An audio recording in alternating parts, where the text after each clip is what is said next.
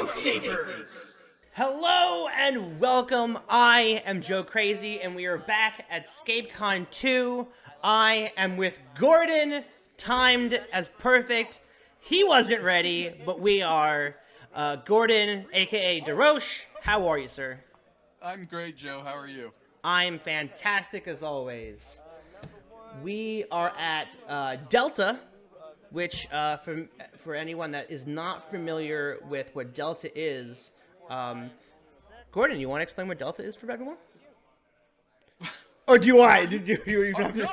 Look, I'm more than happy to talk the entire time. You can go take a nap. I've got the rest of this. Go away. But here's the thing. I don't even remember. Are you positive this was a Delta event? Yes. I wrote everything down. I took notes. I know. Good for you. Thank God. Delta, to my mind, is the thing that will ultimately save heroScape. Interesting. That's an interesting take on that. I like that. Yeah, I am the biggest pro Delta fanboy there is, but I think it is necessary, and I think you will have problems if it is not a factor going forward as far as not only being more than how to phrase this. If I had my way, all events would be Delta. Interesting. Okay. Here's the reason why. You've got a game that you would hope had been somewhat play tested, correct? And part of that play testing, whether they did or didn't, involves the pricing and costs of units. Mm-hmm. All right? Here's the problem. It is probably impossible to account for not only every scenario you might face and encounter with existing units, but try to price your unit and its cost relative to other units going forward into the future, whatever those might be if and when they come out. So True. What may seem reasonable when it's designed at the time, upon reflection as new units and ideas come out, what happens is a design constraint happens with those future units because now they must always factor its predecessors. Best example would be Raylan. Mm-hmm. We really thought the power curve of this unit was too strong with 3 defense dice or 4 defense dice. And then when you pair it with Raylan, now it's way too strong. So we had to really nerf their defense dice because Raylan is a thing. Well, every single time you want to come up with an idea because you have to put it through the Raylan prism, Right. You're just really hamstrung. Yeah. Now, furthermore, once you've committed to a cost on these units, then you're locked in. It's printed on the card, and forever it will be that. Yeah. Right? So if they did make a mistake later, they can't do anything about it. Okay, case in point. What was the cost of Raylan in Rise of the Valkyrie? 80 points. And what was the cost of, would you argue, a not as good Raylan in Swarm of the Morrow? 120. You're right. She only produces, sure, the aura increases and she has a better attack. Right. But let's be honest, she's there for the defensive aura. Mm-hmm. And so it went from 2 dice down to 1 dice and they increased the cost. So upon reflection, they learned, man, not only did we get this Raylan so very wrong, we need to release her again. Yeah. Stuff like that. So Delta, in theory, can fix that because what you do is you introduce a change to the points that hopefully more accurately reflects their true value, not in a vacuum, but factoring all these other units. And if you get it wrong, you then change it again. Mm-hmm. And that's the great thing about Delta is a lot of play testing goes into it, a lot of evaluation goes into what the costs of these units should be. So Raylan 1.0, as we call her, is no longer priced at 80 points. In Delta, she now goes up to like 130 or something. Yeah, I think it was 135 last time I checked. See, I don't even know. I feel like every couple of months I'll just go up 5 points. Yeah. So to my mind, the reason this is important is we get units right. But I personally think even more so what it does, is to level the playing field for all units in theory so that more things can show up. The heart and soul and joy of heroScape is the fact that there's so many different things that players may be able to leverage as far as this correct strategy or what they enjoy playing. And in theory, we get a greater representation of different fun units that may show up on the battlefield, because in theory, Delta pricing allows them to become more equal relative to each other. Now, is that going to be true for all units? Absolutely not. Some things are just simply going to be always better no matter what. So you just make them more expensive, where this still may be the best unit in the game, but it's going to be one of the few things you can bring relative to someone else bring a lot of something else or whatever. Right. So I think it allows for diversity, which is the whole point. Yes, I agree. I think that's what makes it better. Absolutely. No, really well said. There's my soliloquy on why I love Delta. No, it's beautiful. It's beautiful. So speaking on that point, zombies. I wanted to make sure, I wanted to tactically put you in the dead center of all 24 games, because to me, this game was pinnacle to my experience at ScapeCon. Because you were the only one I played against that had zombies, and this was the only game that worked out the way it did. Were you exposed when we sat down to play? Yeah. Did you even know what zombies were? Yes, I was familiar. Okay. I never got to play test with them. I did wind up buying a bunch of proxies after ScapeCon and played with them, and fell in love. But yeah, no, beforehand I've never played with them. I've never seen them before, like in person, anything like that. Of course, this being my first in-person tournament I've ever been to for heroScape. So being exposed to all these different beautiful, awesome, incredible tactician armies have been really great. Wasn't it? Eye-opening. Yeah, it was. Yeah. It really was. Yeah. I mean, there's some armies that are just so interesting to me. And now we're on the list of buying from Trexie 3D. So yes, because you need a lot of them, right? Yes. Yeah. And if you want to have some fun, do you ever get involved in the VC units? Oh yeah. Then Mids you are also my need to get your favorite. Oh, okay. You need to get your hands on what are called zombie hulks. Okay. They bond with the zombies, and they are allowed to. Geez, it's been ages since I've done it, and I can't bring up heroScapers.com because it's down right now.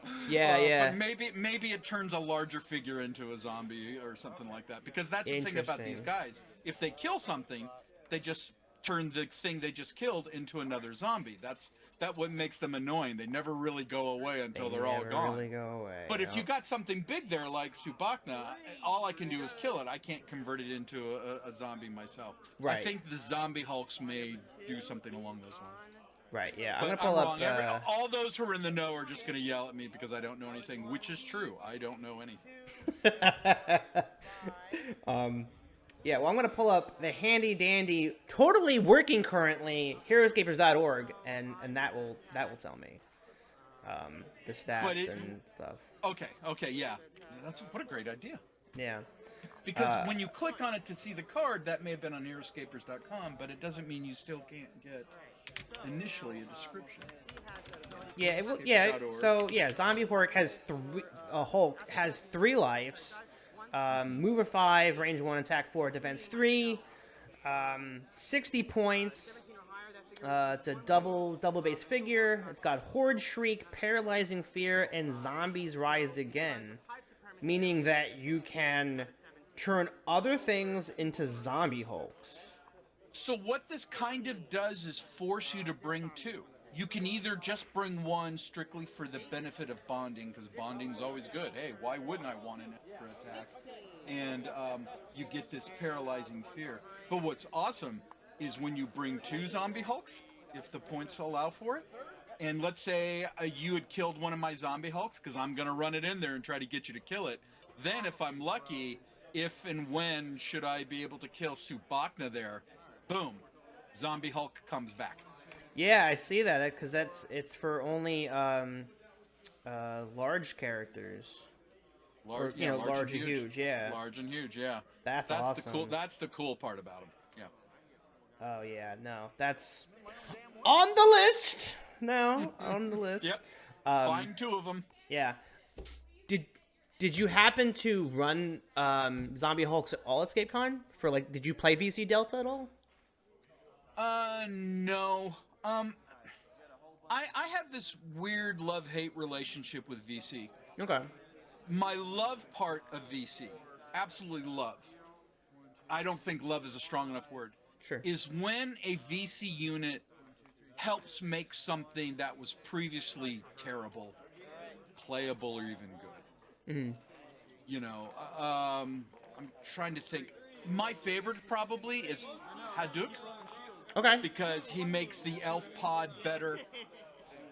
He makes Frenzy stronger for the elf archers, things like that. Yeah. Not that they weren't playable, but I thought he was such a great help for elf pod. That's probably the first example. But there's the Crypt Guardians. I love those guys because they make a really weak character. What's her face? Sudema? The undead queen. Sudema. Yeah. Makes that where I would never in a million years put it on the battlefield. Grab a couple Crypt Guardians, suddenly it's a playable figure. I love that kind of thing. Again, see, we've got a theme going on here. Delta, in theory, brings more things to the table. VC, at its best, in theory, brings more things to the table. Yeah. What I hate is when you then show me something brand new in a brand new mechanic, and now this old man has to factor in yet one more mechanical interaction that I already don't know or don't pay attention to enough on how things work as it is, and now you're having to make me work harder because wait, what does this do again? And they just so many come out, and at some point I'm like, enough is enough. Where I'm probably more so in the camp of I'd rather not play in a VC event than play in it. Interesting. Okay. But I will if I have to. Sure, but sure. They just announced the events at ScapeCon 3 where instead of one championship, there's going to be like 3 of them. Yes. And one of them is VC cheese. And I'm like, great. So not only is it all the VC and not even Delta priced, but they're encouraging to bring the most broken of stuff. Yay! And I'm like, I don't know. So I'm debating whether I'm even going to play in that event. But the question for that is, you know, especially when it comes to VC cheese, is how many people do actually take customs to that? Like you're not required to, you know. It just happens. You just can. Right. So the like first build I came up with is not a VC army at all. Right. I'm just thinking to myself, but do I want to face? It's my fear of the unknown because I pride myself on my ignorance of VC, and I don't know what I don't know, and so I'll find out just like you at ScapeCon. Once like, oh, is that a thing? Oh, those are really good, and they just beat the crap out of me. You know, I'm trying to avoid that. But, but yeah, that's totally fine.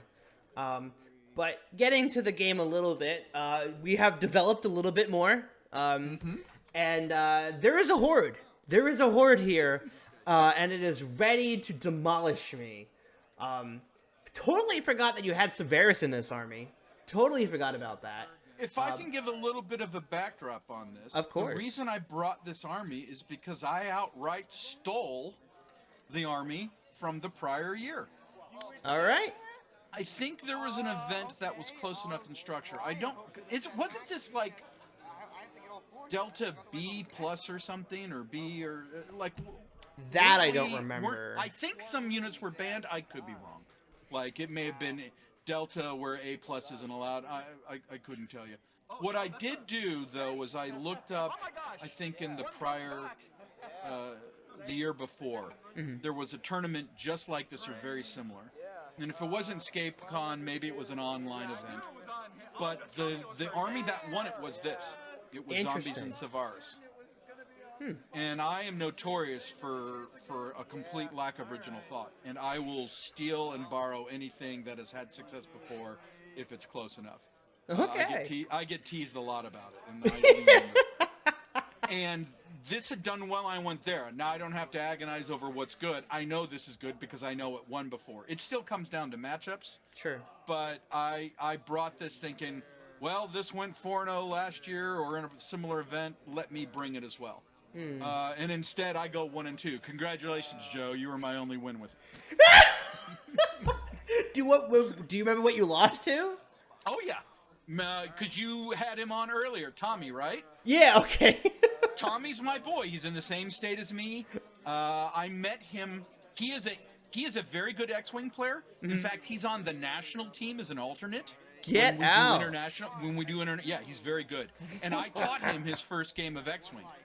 But I knew him because he was part of the heroScape community, because I'm blessed to have a local scene that I can play in. That's beautiful. And I first met him there. And so, yeah, like he destroyed you with his, what was it, Romans and 10th and something like that? Yeah. He equally beat me up too. Wow. And then I think what happened is I'm 1 and 1, and I went into a game against Gucci Boost. I keep wanting to call him Gucci Boost. Or Boots, Gucci Boost. Yeah. Boots? No, I think it's Boost, but Yeah, all right, yeah. Yeah, he needs to change his name to Boots. And he, I think, ended up winning the event overall. I don't know if I got paired up and he was 2-0 and I was a 1-1 and just got paired up to him, or as a result of him winning, everybody at the top level that was finished 2-1 and they needed to resolve some kind of tie break, and maybe that's what boosted him to win the event overall. And he was bringing 1 million drones. He had like 10,000 squads of drones against my. Oh my god! I would film film that. I would absolutely love to film that match. Just like your drones, right? But the difference is he brought all drones. Yes. He didn't. So because that he leaned into the mechanic of, if this is gonna work, I really need those 9 attacks to go off. Yes. Yeah. That's smart. For the whole match, it didn't happen. Wow. So I'm winning. And the only way he was gonna win was if he got not just one, like 9 drone attack, but like 2. And not only did he have to have that, he also needed to get a lot of kills. And that is exactly what happened at the end of the match. He rolled back-to-back 9 attacks. And not only did he get those 9 attacks, and the hard part with drones is, can you even leverage all 9, right? Yeah. That's actually harder. No one ever tells you that. You get excited because you can do 9 attacks and discover you can only leverage 5 of them. It's the worst feeling ever. He got all 9 twice, and he got like 15 kills or something gross. I mean, he wiped them all out, and that was the game. Wow. I just played the numbers game at that point. Wow. That's crazy. Yeah. I was getting all excited. I'm gonna win, and the next thing you know, within like 5 minutes, the game was over. I had just got my ass kicked, and I'm like, what happened? So yeah. Wow. Okay, that may push everything away. I might have to get more drones and all zombies just to do that matchup again. Like I want to film that. That sounds so much fun. It was interesting because neither of us wanted to commit to the clash. We actually took our times. Like, it was almost like, okay, this is going to be the battle line right here. Yeah. And we politely went up to it. And we didn't really do anything. And we waited until it was on. Wow. And then I'm slowly just chipping away at him, because the only way he was going to win is if he could get that massive attack. And it just wasn't happening for him. And in my mind, I'm like, well, I already won. Game's over. And then suddenly it wasn't. That was it. That's crazy. Yeah, you've got to. That's one of the first things you learned, I think, for you at heroScape was, if you're going to bring something, bring it. It's not heroScape, it is SquadScape. You know, lean into massive numbers. It's hard to get away with something and in lesser numbers unless the format really restricts you in that sense. Yeah, and that's the one thing I do like about going to, because I've been to other events after ScapeCon. I've been to Massachusetts, I've been to Maryland, and all those guys are fantastic, and all of the events they've run are so much fun. And so learning about, rule of 9, rule 11, like they're playing with those numbers and trying to see, like, how do we narrow down the squadscape of it? Exactly. That it does 2 awesome things. It forces you to not just have easy mode, well, all my order markers are on my million squads or whatever. Yeah. If you've got lesser amounts of squads, You actually got to get your order markers right once those numbers are diminished to the point where maybe it's no longer a good idea to keep order markers on them. If not, they're all dead and you got a wasted order marker. And two, it's easy on your pocketbook. If the meta is now, I only need 3 squads or 4 squads or something, that's so much better back in the days when I got into it when you needed 6 and 7. Yeah. Yeah. So yeah, the horde moves quick, doesn't it? It does. It does. I mean, yeah, when you could, I mean, you may not be attacking with 6, but when you could move 6 and attack with 3, that's more than enough. And the ones that move don't have to be the ones that have to attack. Right. Oh, yeah. It's so flexible. Very flexible. Yeah. Yeah, I can attack with 3 others that didn't move that turn. Mm-hmm. Yeah, we had played, for one game night, we had a couple people over where we actually had 2 people play as a team, another 2 people play as a different team, and they had to fight for like capture the flag. They had to go destroy like an objective as the other people, but I was the 5th person, so I played as a horde of zombies in the middle of the map, and I couldn't move to like the other certain zones. I had like a specific zone I had to stay in, and I just kind of played the annoying guy in the middle, and some of those times I was like, oh, okay, I feel bad because no one's gonna win now. I have a format for you if you haven't tried it yet when it comes to team play. Sure. Or not team play, excuse me, multiplayer. Okay. Have you ever played Kill the Player on the Left? No. It is the best multiplayer version of heroScape. Think Okay. about this. I'm imagining it right now, actually. The burden on you, all right, because you're the heroScape person for your scene, whatever. Yeah. And you grab your 3 or 4 players and you plop them down on this nice symmetrical map, and you've got to find where they all start. But the burden on you is also upon you to come up with what you think of as fair and balanced, right? You got to make certain that no one has something too strong. But though your entire win condition, this is the only rule, you must wipe out the player to your left. Yeah. So here's your dilemma. Well, I already know the dilemma is. Yeah, how much effort do you put into pursuing that goal and ignoring the threat coming at you from the right? Because if the only way to deal with the threat is to no longer ignore it but kill it, you just did the work for the person on the other side of the table, right? Yeah. So imagine this in a 3-player way. It is the best 3-player format. It's like, am I helping the person I'm trying to kill? Yeah. Because you're doing their work for them, right? What if both you and them team up on the other guy? So you're constantly agonizing over, I've got to kill them, but I don't want to defend myself by killing what their win condition is at the same time. And then you do something interesting, like put this amazing glyph in the middle. You know, that's too sweet of a honeypot to ignore, and put it on like low ground or something. So yeah, I want to get that +1 attack glyph. Well, fine, but now you're on low ground and we're gonna murder you grabbing it. It makes for a great game. Now, how do you with that? How do you determine? Because like if a fight goes a certain way, can you not physically attack anyone else other than that person? Oh, you can do whatever you want. Oh, okay. But you're not going to win unless you wipe out all of the player on the left. So you're riding this knife edge. When I've played it, the game will get to this point as the units start to diminish, where you start doing this mental calculus of, I can kill this one guy, but I can't kill more than that because I'll now have made him too weak.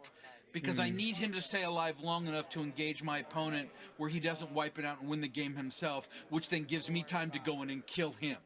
You know, you're constantly juggling everyone's relative strength, and you're constantly trying to keep it in balance until you know you can go in and get those necessary death blows to win the game. So what it tends to do is everyone tends to just pare down in equal numbers because everyone's having to play the same way, assuming everyone is playing at their best. Yeah, that on the list of things to do. That sounds like a blast. It's to my mind, it's the ideal 3-player format, and there's so many good 3-player maps out there that are nice and symmetrical, where everyone has their start zones divided up into thirds. It's really a good time. Absolutely. Wow, that's a good one. I like that. So I'm actually surprised at this point that Subakna's still alive. She wasn't the threat, right? Clearly. The order. Yeah. So in these kind of scenarios, basic heroScape demands, well, where do you have your order markers? If your order markers are always on the drones, okay, you don't get any bonding with Subakna, then it doesn't do me any good to kill her if I'm that worried about taking away +1 die roll off your D20. Now, what would have sucked is if you had Loden and Subakna, and now here you are getting 9 attacks all the time. Because I think you even had less squads than I did. I think you had like 4 squads or something. 3. Like I only have 3 Morrow. Yeah. So, the way for you to have won this match would have been Subakna and Loden are yours, and look at you just constantly hitting I don't even know what roll you needed, 14 or 15 or whatever, and there you were just always attacking with 9 and just wiping me out and killing me before I can kill you. Yeah. So that reducing my chance. So that would have been a nightmare scenario for me. But, you don't have Loden, and your order markers were on your drones, and so I just focused on where the threat was. Yeah. But at one point he had to go, right? So the cool thing about the zombies is instead of individually attacking, they can all do one big giant D6 group attack. Yeah. Wow.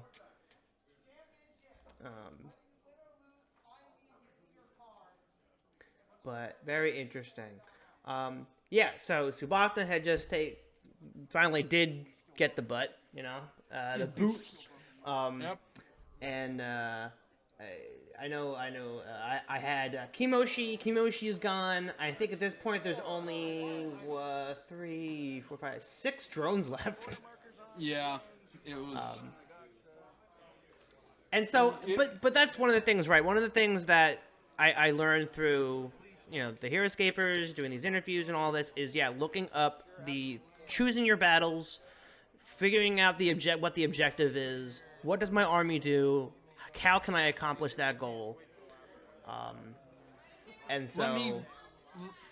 Another way of stating what I said earlier is a game can be lost in the army building stage. Yeah. I agree. It wasn't wrong for you to bring drones. It was wrong for you not to bring 1 million drones. And then you would say, but dude, I only own 3 or 4 squads or whatever. Yeah. Well, then that's where borrowing is essential. So one, you had to know what would have been a better army to have brought. Sure. Relative to what you had. And then 2, if you don't own that, how do you get your hands on it? But the first step is learning what's good, what's not, and you can't know until you've been exposed to something. Exactly. And so I would imagine, because you said you've started to attend in-person events now in Massachusetts and Maryland. Yeah. Have you changed what you're bringing? Absolutely.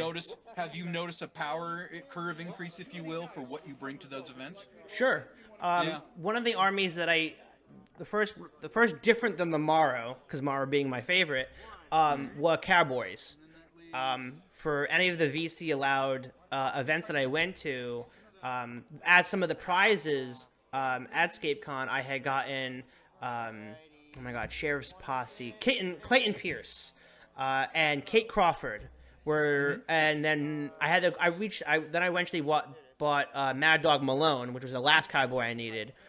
And then I took all of them to a Massachusetts event and did quite well. Didn't win, but I did quite well. Yes. I've never played with any of the VC Cowboy stuff. I only have Shotgun Sullivan and James Murphy. Yeah, and that's it. Yeah. I've never bothered. So they all work together as cowboys. Yes. Clayton Pierce is the head of that army. And so once we read his card, looked into the Cowboys, saw what they did, we were like, dude, that's awesome. Quick little tidbit on it is Sheriff's Posse allows you to move Clayton and up to 3 other lawmen you control before initiative, or before order markers, actually. Oh, wow. So, yeah. And so, and Gain you're the high ground, why don't you? yeah, and so you're doing that every round. And so after that, depending on where you put your order markers, Clayton's other ability, Shootout, allows him and 3 other lawmen to attack during his turn. Wow. So no one gets to move except for him, but the other 3 lawmen get to all shoot, and of course they all have 7 range. Yeah. And get to use their shotgun if you allow them. So you're getting everyone to just shoot all at once, which is, if you can plan it right, can do a lot of damage. That sounds like a lot of fun. And so that's what I did to Mike. He had Phantom Knights. And calling you out, Mike. He doesn't want to remember that one. But... You had to use special attacks to shut down that bonus 3 defense on those guys, Yep. didn't you? Yep. Yeah. Yep, and so some of them definitely had that, using the shotgun blast for both James and Johnny Shotgun. Mad Dog Malone is very fisticuffs, so he was able to get right. He was plus fast enough to get it in their close range and punch ghosts. And Clayton doesn't have a special power, but because him being a little bit beefier than the other lawmen, and plus I had him on height. Plus I had Ranjit Singh, which are, if you're familiar, is another VC unit. He's a diplomat, and what he does is he gives you have to have different, or each of your order markers have to be on different Valkyrie generals.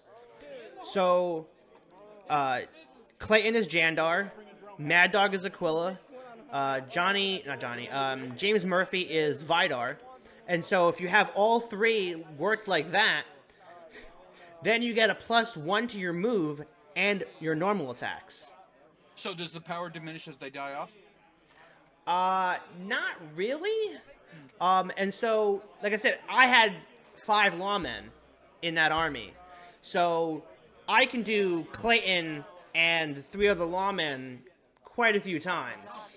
So at least 3 or 4 rounds, I'm doing Shootout. Yeah, so it was that's just one of the examples, but I haven't won any of my events yet. I've gotten close. I will say I've gotten close. When you say events, you mean like an overall tournament, or haven't even won a match? Oh, like the day, like the 1-day event that I went to. Right, you haven't taken down a tournament yet. No, not yet. But you have won games then. I've won games, yes. Okay, thank you. All right, please tell me you're winning some games. Okay, good. Yes, I am definitely winning games. All right, good. Yeah, when you get exposed to players that are more experienced and are better than you, it's hard not to improve your game. Mm-hmm. And then hopefully you then pass that along to your community as well, and everyone ups their level. Oh yeah, well everybody knows. Even my girlfriend knows. I lose to her a lot. So exactly. So I think out of everyone in my game group, I'm the one that loses the most. So I know what it is. I know what it's like. So trying to learn and try to have better armies. I know there's a particular army that I had taken to a Maryland event that my friends are very scared to go up against, because just explaining it to them, they're like, "No, I don't want to play against that. That's terrible." Which right, is you don't want to evoke that out of people. But no. But at the same time, I'm like, yeah, but I almost won a tournament with that game. Like, don't you want to see the power? No, nothing but Raylan and rats as far as the eye can see. Oh, that's annoying. Yeah, well, no, actually, surprisingly, it was the Morrow Hive, 3 squads of drones and 3 squads of dividers. Did you keep rebirthing? Yes. Yeah, that's gross. Yeah, on a hot D20, they're in trouble. Yeah. I would send drones in, they would die off. I would send dividers in, hold the wall, bring them back, send them in. Yep, good strategy. Yeah. It was beautiful. Beautiful. that is the great thing about heroScapers.com as a resource. Is there's so much information there over the past 10 years and more. Yeah. About what's been played. There's nothing really new under the sun, except when it comes to, like, say, VC or format changes. But when it comes to just basic, we're playing 475 and 18 figures. You can go find a result from an event somewhere that someone had played in that. And take a look and see what it won. It's what I did when I was first getting into the game. I owned this game for over a year and hadn't played in a tournament yet because I was so afraid of showing up and doing poorly. Sure. And so I just watched, there was stuff online you could watch, even on YouTube back then, 10 years ago and things.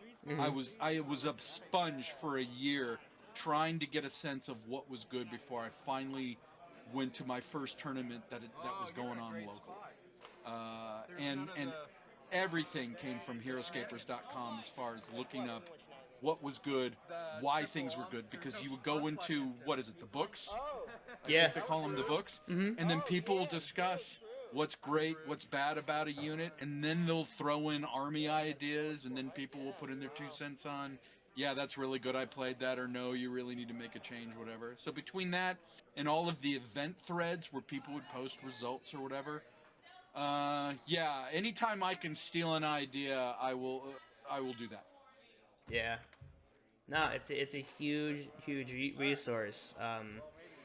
And assumingly by the time that this video comes out, that the website will be back up. Online. I hope, yeah. It has been so difficult not to be able to go to it to look things up. While it was down. Yeah, I hope whatever issues that they're having are totally fixed.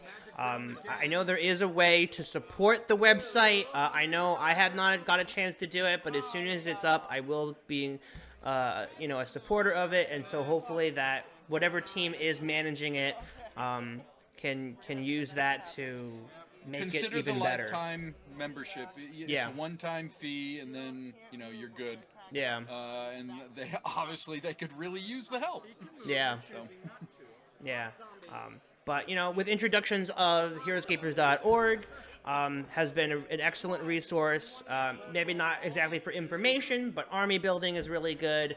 Scoring, it's really good for, for anyone that isn't familiar already. I think everybody that watches the channel knows. heroScape.org is the best thing ever, and thank God for Chris Perkins and him making that. God bless him.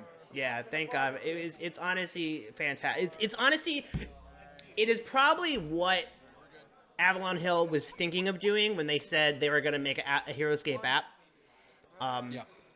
But once again, just like everything else, if they're not going to do it, we're going to do it.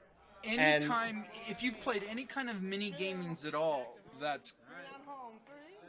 I'm limiting my exposure to it, but anytime I've seen a system where the units are based on a cost, and you're only allowed to have so many in there before you hit the threshold, having a builder is essential. Yeah.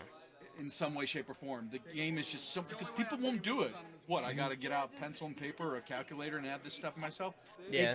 You want to be able to tinker, and having the ability to just do it on an app and a phone or on your computer with a mouse and just move units in and out of it is so fundamental to any kind of game of this ilk that without it, you kind of kill the game.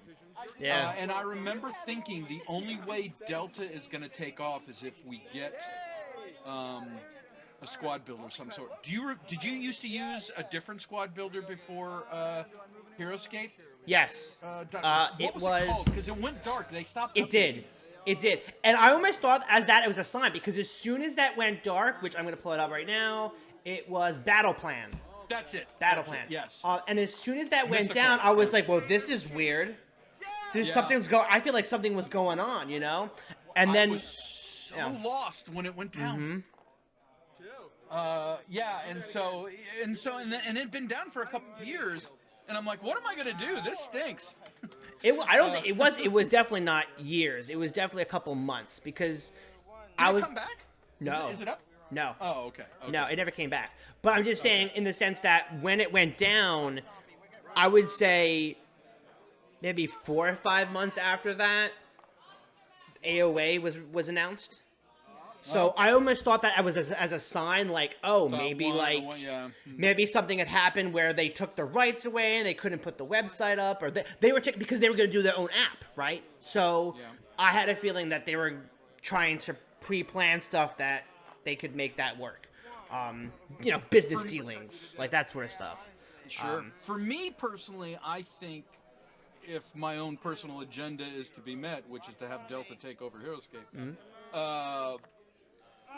you have to have a builder that is Delta friendly. And if you didn't have one, because up until this point, they've just been releasing it in spreadsheets where you can sort the columns and it can do it.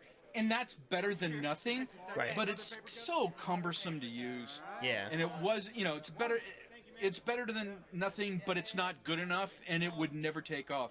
Now that we have heroScape.org, and he's got the button where you can click Delta, that is so helpful, so huge. It makes its acceptance all the more possible. So I doubt we'll ever find ourselves in a main event Delta, but we got something close to it, right? Because if Mike in his recent announcement says now instead of one main event we'll have like 3 equivalent events, and one of them is an actual Delta format, well then we're there. Good enough. It's one of 3. That's it's been accepted, it's valid, it's been embraced. That you can't ask for more than that. That's fine. Yeah, no, absolutely. So yeah, you must have said a joke right there. I just did a rim shot. Yeah, you did. Dun. Yes. No. You literally killed off all of my army except for one, and that was because of Subakna. Was the old? I just realized that now. The only one you couldn't kill and rebirth was Subakna. That's why you only had 1 zombie left. Yeah, sorry. Otherwise, you had a full, your whole army back. That. Yeah.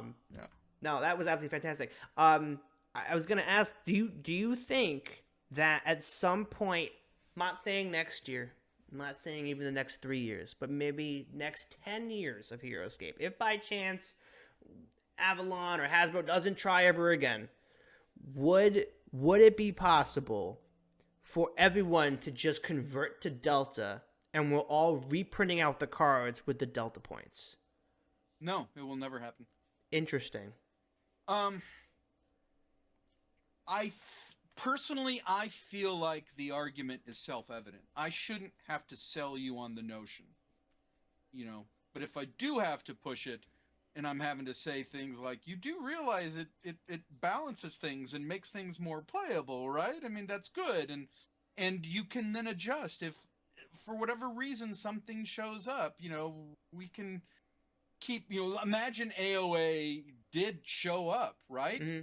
And imagine some new mechanic was in play, and now it puts a whole new light on what we had before. Either we ignored or whatever. Yeah. If you don't have the ability to change the points to go along with it and rebalance, then we're back to digging ourselves into the exact same hole when they designed this game back in 2005 or whatever, 4, whatever it was. So, to me, that's all an obvious argument that I shouldn't have to make. Sure. And in the face of that, I have encountered way too many people that just say outright, no, I don't want to have to think about that. I don't want change. I like how it is right now. Now, that's not necessarily terrible news. All it does is put pressure on the format to try to account for the different power levels and unevenness of the units in a given event. Like, fine, if people are going to bring 10,000 4th mass, rule of 9, enjoy bringing your 2 squads of 4th mass. That's all you get. There are always ways around what's wrong with heroScape to offset those negatives. Yeah. It's not perfect, but it's still pretty good. Yeah. Where you can do something interesting and force different units to show up and force people outside of their comfort zone just a little bit to make for some interesting games. So, like Reverse the Whip, right? Exactly. Yes. You got to see what was going on with that. It's not a race to the top. It's a race to the bottom. Kinda, we're looking for that in between. Yeah. You don't want to take zombies to that, because then you know that the person on the other end did not account for that, and so now you have to go against your own most powerful zombie army. If you can't beat what you brought, you're in trouble, and so by definition, there needs to be a middling level of things, and that at least has brought some interesting things to the table instead of Raylan Q9 as far as the eye can see. Yeah. So. But very good. Gordon, thank you so much for your ultimate wisdom. Even though you're like, I don't know anything. I'm just some guy that plays heroScape. But just because I have an opinion doesn't mean I'm right. No, it doesn't. But you bring great conversation to the table, and that's what I love having you on this. It's been a blast. I appreciate you putting up with me, because I've bugged you, twice, 3 times a day for the past year about when are you going to have me on the show? When are you going to have me on the show? Why haven't I been on the show yet? How dare you put him on the show before me? I mean, I've been a pain in your rear. So, you're not telling the folks that I'm annoying. No. It should be obvious I'm annoying. But you're a pleasure. You're an absolute pleasure. I mean, just fishing for a compliment. Thank you. Yeah, no, I know. I'm giving it to you. Don't worry. Because I was just gonna say, like, when finally getting to meet you, absolute pleasure to talk to. Great person, great insight, on the game. You sure know it for sure. You have the experience. You know a certain. You have a very. You know a certain section, right? Because you said you don't know everything about VC, and that's fine. You're learning. We're all learning. You may not want to learn it. You're gonna have to. You're gonna have to learn.